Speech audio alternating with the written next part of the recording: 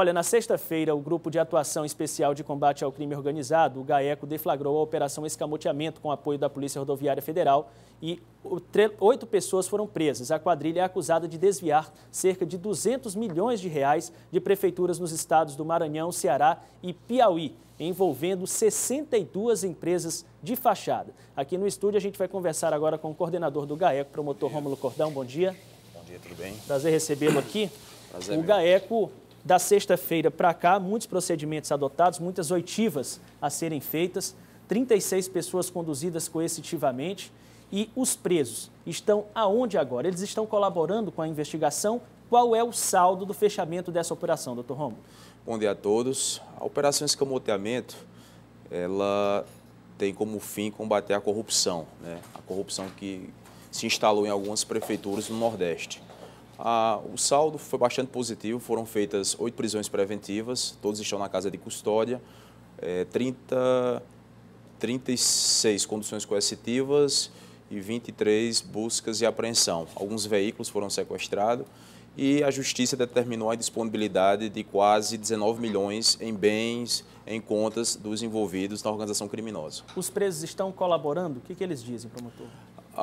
Nós passaremos a oitiva dos presos a partir de amanhã, né? A operação na sexta-feira ela acabou se estendendo até o sábado praticamente e a partir de amanhã começaremos a oitiva.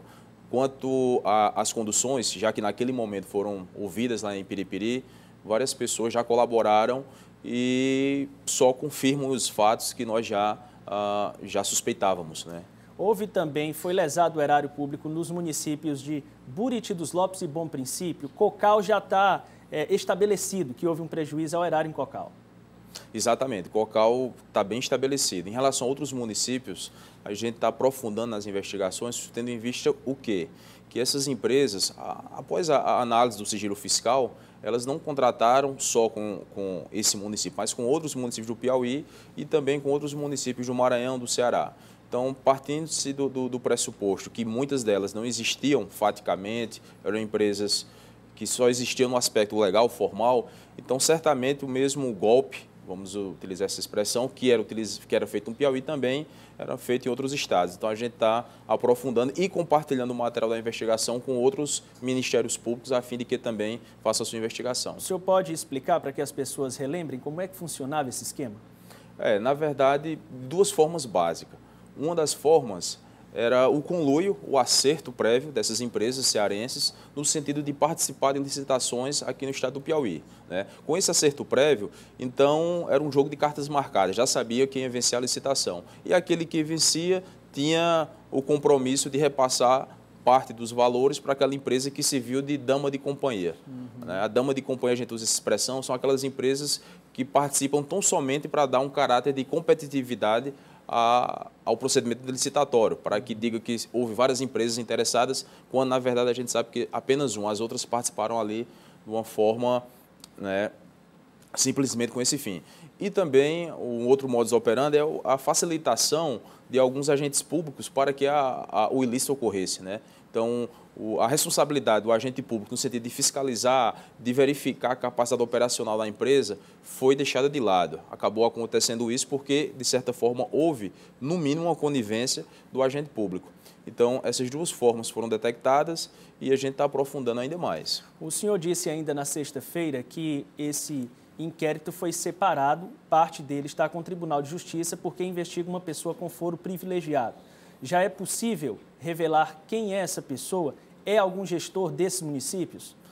Na verdade, com as investigações, levando-se em conta a participação de algumas pessoas, né, que são agentes públicos, que foram inclusive ouvidas, então pode haver essa possibilidade. Então, já foi solicitada ao Tribunal de Justiça a cisão do feito, como hoje em dia a regra é a cisão e não mais a atração para o foro, mas, na verdade, estamos aprofundando ainda acerca dessas questões. Por último, o senhor verificou durante as apreensões um documento onde colocava lá em uma obra de aproximadamente R$500 mil que haveria um percentual lá discriminado de 10% destinado a um prefeito. Já foi identificado que cidade é essa?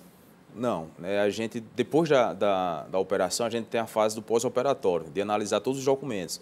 Para tanto, né, eu faço até venha para fazer um parênteses, a gente tem uma rede de controle que participa CGU, TCU, TCE, todos esses órgãos, né, que nos auxiliam tanto antes da operação quanto após a operação, no sentido de avaliar cada documento, de identificar, de fazer um relatório.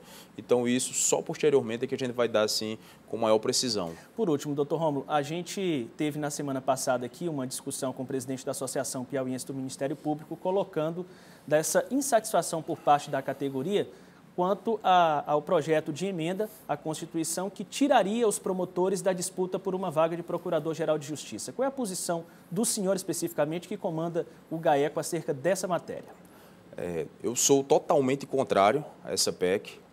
Eu e todos os pares, todos os colegas do Ministério Público, porque foi uma medida legislativa que se iniciou sem a participação da classe, sem sequer a classe ter conhecimento, a revelia de todos, e já no apagar das luzes do ano passado, próximo do recesso. Então, como o Ministério Público é uma instituição que tem autonomia e independência, e justamente essa autonomia e independência para que atue com liberdade, com autonomia, o grande questionamento que se faz é: a quem interessa o Ministério Público sem autonomia? A quem interessa o Ministério Público subserviente? A quem interessa? Né? A sociedade, eu tenho certeza que não, e nem a nós. Então, essa PEC, ela formalmente, ela tem um vício grave, porque sequer o Procurador-Geral de Justiça teve conhecimento ou participou dela, né? Ela fere a autonomia do Ministério Público, ela fere o princípio democrático, e nós temos muita preocupação com essa PEC, muita preocupação porque isso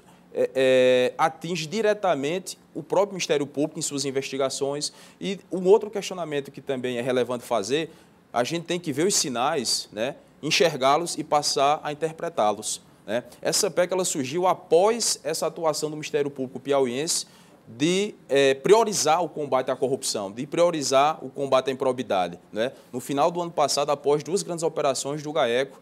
Então, o grande questionamento: por que essa PEC sem ninguém ter conhecimento? Por que essa PEC depois dessa atuação do Ministério Público? Por que essa PEC depois que o Procurador-Geral de Justiça toma para si, como prioridade do Ministério Público, essa atuação no combate às organizações criminosas, notadamente aquelas de colarinho branco, que são as que mais mal causam à sociedade e a todos? Então, eu vejo, de certa forma, como uma retaliação, como vem acontecendo com a própria Lava Jato, através de espécies normativas que tentam criminalizar a atuação de juízes e promotores, de podá-los, de ceifá-los da sua atuação, de realmente amordaçá-los e piá-los da sua atuação. Então, a sociedade tem que acompanhar essa questão da PEC.